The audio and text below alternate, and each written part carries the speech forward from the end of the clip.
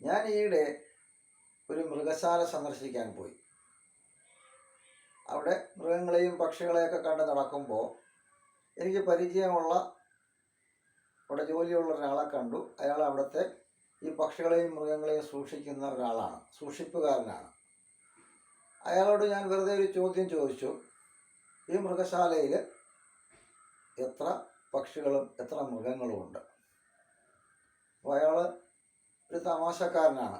അയാൾ ഉത്തരമായി പറഞ്ഞത് ഇങ്ങനെയാണ്: 40 തലകളും 114 കാലുകളും ഉണ്ട്. ഉത്തരം കണ്ടുപിടിച്ചോളാൻ പറഞ്ഞു. അപ്പോൾ ഞാൻ എന്ത് ചെയ്തു? കാഴ്ചകളെ കണ്ട് തിരിച്ച് വീട്ടിൽ പോയി ഇതൊന്ന് ചെയ്ത് നോക്കി. അപ്പോൾ എനിക്കതിൻ്റെ ഉത്തരം കിട്ടി. പക്ഷെ അത് നിങ്ങളുമായി പങ്കുവയ്ക്കാമെന്ന് കരുതി. ഇപ്പോൾ ചോദ്യം ഇവിടെയുണ്ട്: ഒരു മൃഗശാലയിൽ എത്ര പക്ഷികളും എത്ര മൃഗങ്ങളും ഉണ്ട് എന്നറിയാൻ പക്ഷികളുടെ തലകളുടെ എണ്ണം 40, കാലുകളുടെ എണ്ണം 114. അങ്ങനെയാണെങ്കിൽ ആ മൃഗശാലയിൽ എത്ര പക്ഷികളുണ്ട്, എത്ര മൃഗങ്ങളുണ്ട്? ഒന്ന് ശ്രമിച്ചു നോക്കൂ.